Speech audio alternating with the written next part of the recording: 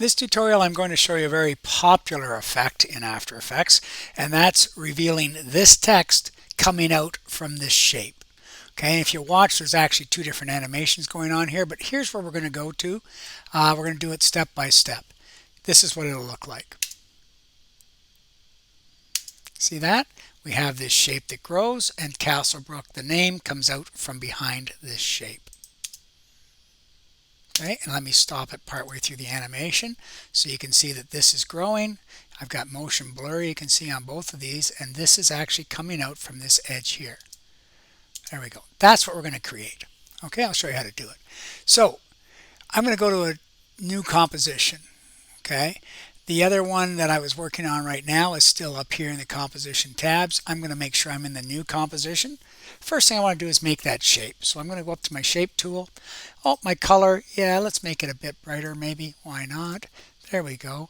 I'm going to click and drag out the shape. I don't want it to be too wide. I don't want it to be too tall because the proportions would be weird. So I'm going to say about like that. I could always rescale it later if I wanted to. I'm going to live with this. I think it's pretty good. I can position it now with my selection tool, and I can now say, where do I want it to start? Let's start there. Now, you notice my anchor point. If I click off the shape, then on the shape, there's my anchor point. First thing you're going to do every time is say, okay, where should that be? Pan behind tool, grab that anchor point and put it where you need it. I'm not going to put it center here because when I scale this up, I want it to scale from this bottom edge. So I'm going to take that down and I'm going to snap it to the bottom edge. That's where my anchor point now is. Done. Good. Okay, so what's the next thing I need? I need text. So I'm going to go to my text tool and I'm just going to type the word Castlebrook. Again, you're not going to click and drag a text box. You see how annoying that would be? Just click Castlebrook. Okay, and it doesn't matter where it appears right now. I can go to my move tool, my selection tool, and put it wherever I want. I like that text, but if I didn't, again, I could go in here. Now watch, this is cool. I could go into my character panel, into my font styles. See all these different fonts? I could just use my up and down arrow tool to scroll through all the different texts that are there. Just using arrow tool down, arrow tool up, okay? And you just can very quickly scroll through and decide what you want. I wanted Optima, so there it is. That's what I'm going to use, Optima. Okay, and I'll just use regular. All good.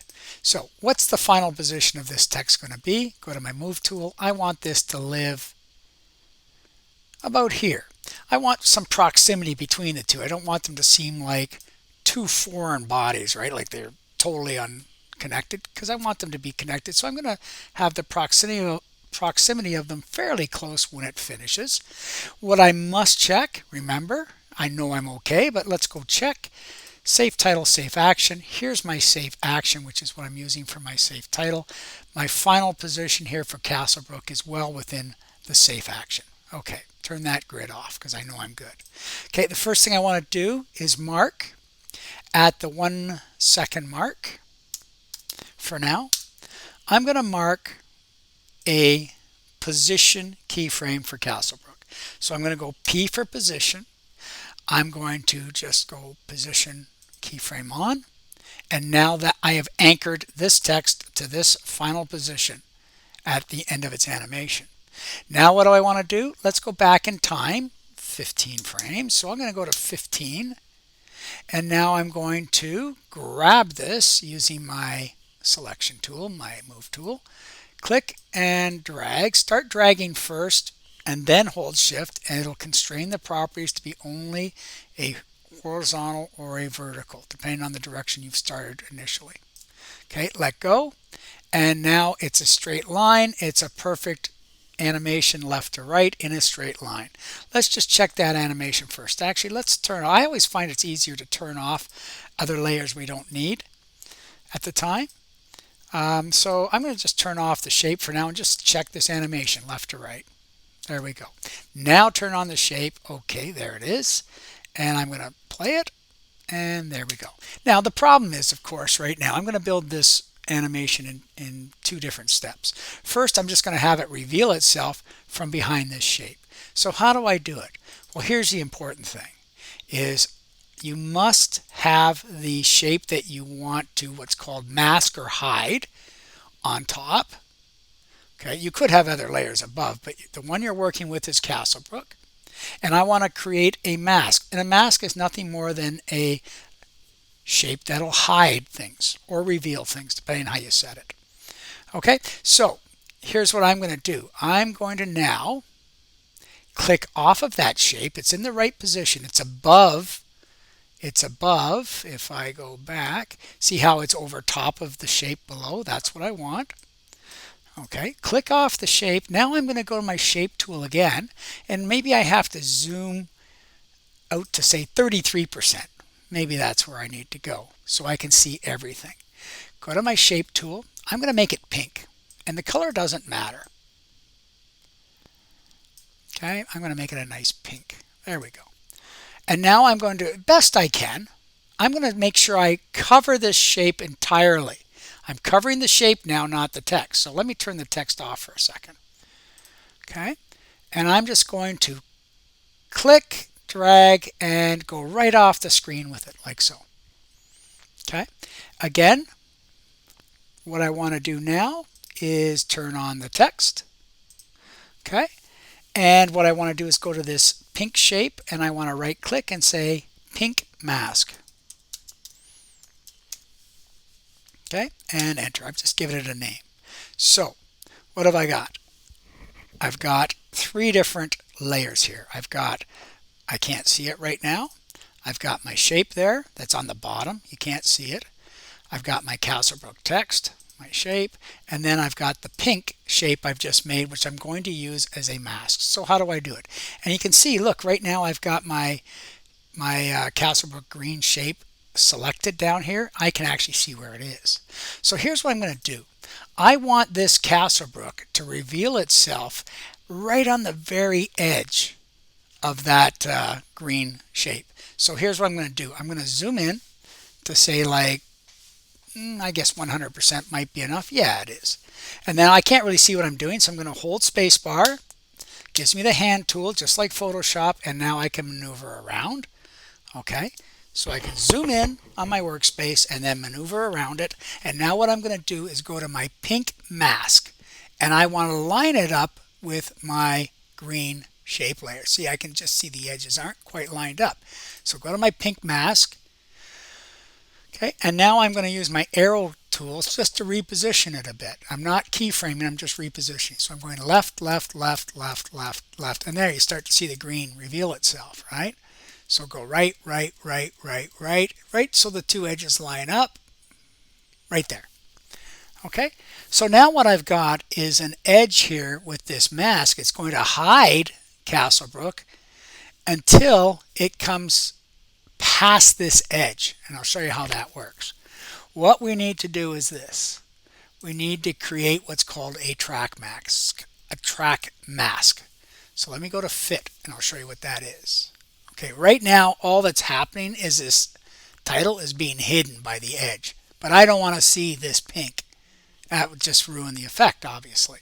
So what I have to do is create a relationship between my pink mask and my text.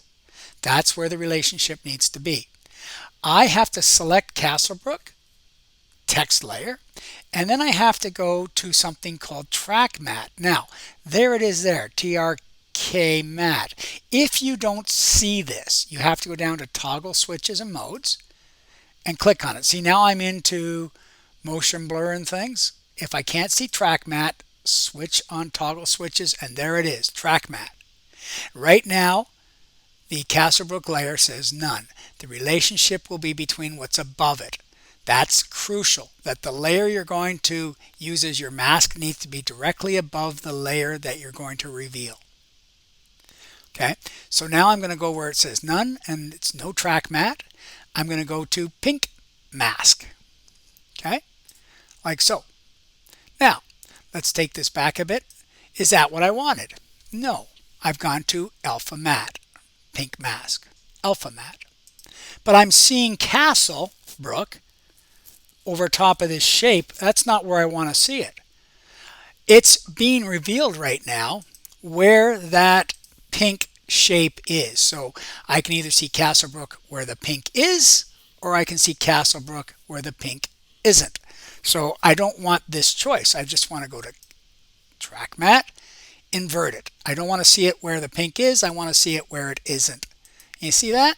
Now I can see Castlebrook, and the pink edge ends up right there. It's that simple, really. Let's go back and play it now. Watch what's going to happen. Let me deselect my layers. Let me go to fit. Okay. And let's just play this. First time, not real time. But see how it reveals now from behind the green. I didn't do anything to the green. All I've done is use the pink shape as my mask, and then I've used alpha matte. Again, the important part is the relationship is going to be between what you want to reveal and the mask shape that you create. Imagine now you could use your pen tool and create custom shapes if you had a cutout of somebody or something like that. Okay, so and then you go to your track matte. Again, if you don't see it, it's toggles and switches right here. Track matte, and you're either going to do it as an alpha matte, incorrect, or you're going to do it inverted alpha matte, like so. Now let's play it. Okay, it plays. It does exactly what I wanted it to. Here's the only thing. If I take this back a bit, the play bar, okay, back to here.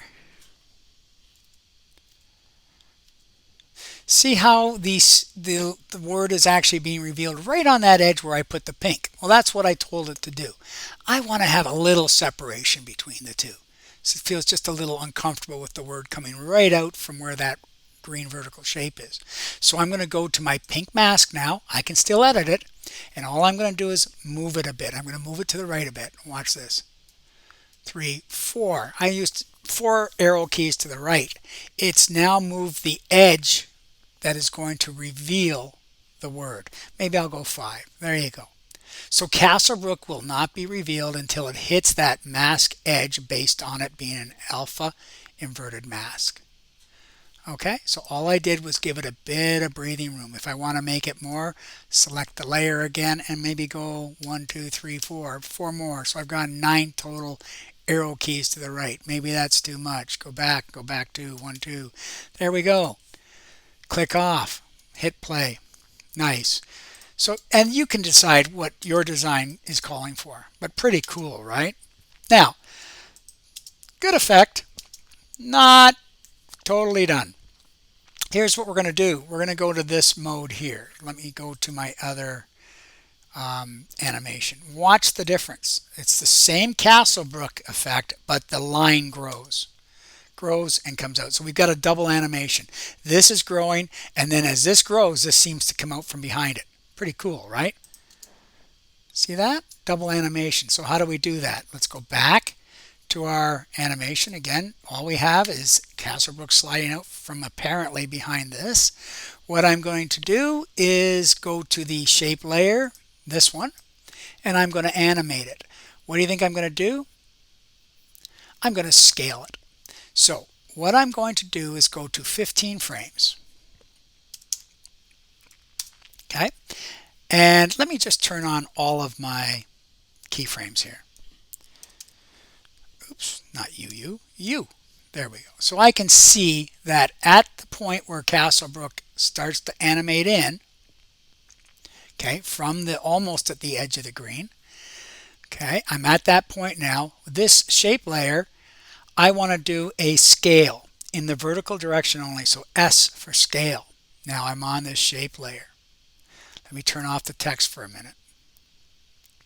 Just the text, sorry. Just turn off the text. And let me turn off the pink mask. Okay, so there's my layer. I want to scale this in the Y direction only. So the first thing I must do is disconnect the XY relationship. So it's only going to scale in one direction, and that's vertical. I'm going to set my scale in the vertical to 0. Keep your X at 100 because you don't want this to get wider or narrower as it animates. Okay, so enter 0, and then what do I have to do? Turn on the scale keyframe. That's the start point. So it's going to start down here, and then I've got to go to, say, 1 second. Okay, and then at that point, again, the X, don't touch it. Go to the Y and make it 100%. And it adds a keyframe. Let's just check that animation now. Simple animation. Whoosh, there you go, right? Good. It's not getting wider or narrower. It's the same X width throughout. Now, here's what we can do. Why don't we do this? Select those two keyframes, right click, keyframe assistant. Let's easy ease them. Just to give them that little bit of an elastic look. It might not look that much different with this short amount of travel, but let's do it anyway. The other thing, what do we want to do with that layer and all layers that animate? We want to add motion blur. So I don't see motion blur. That's because I got to go to toggles and switches. Oh yeah, there it is. So toggles and switches is important to go from masks to motion blur. And there it is there. Turn it on. Now this is going to have a blurred edge. Look at this. See, it's it's hard to see, but let me click. You can see it's a blurred edge. Okay? That's what motion blur does. It gives it a bit of a more realistic look. That's play one, not real time. Now we're into real time. Okay, good. So I've got this shape doing exactly what I want. Well, let's turn on the other two shapes. First of all, we know we have under Castlebrook the word. We have two keyframes, left to right. X position. Hey, why don't we right click, keyframe assistant, easy ease, just like we did with this shape here. So they're both easy ease. It looks like an hourglass. And then let's see how it looks as it animates. See how it looks kind of like stuttery, the word is kind of stuttery. That's why we're going to add motion blur as well to anything that animates, which is the Castlebrook title here. I'm going to go and turn on the motion blur on that too, and you'll see it changes how it looks when it comes in. See how it's blurry? That's kind of more natural for us. There we go. So look at this. I've got two animations happening at once. Now, if I say, okay, I want Castlebrook to come in slightly later. I don't want it to come in right away when this starts to grow from 0. So I've just moved the two keyframes for Castlebrook, position keyframes, over to delay the word Castlebrook from coming in. Look at that. See? And if I go right to the start here, see, this growing has started. If I go page down, it's the third frame where you start to see it. Okay, because the actual Castlebrook started sort of in here, so it took a couple of frames to get this far. But that works as far as timing for me. Nice. Deselect your layers. Just click down here. Beautiful.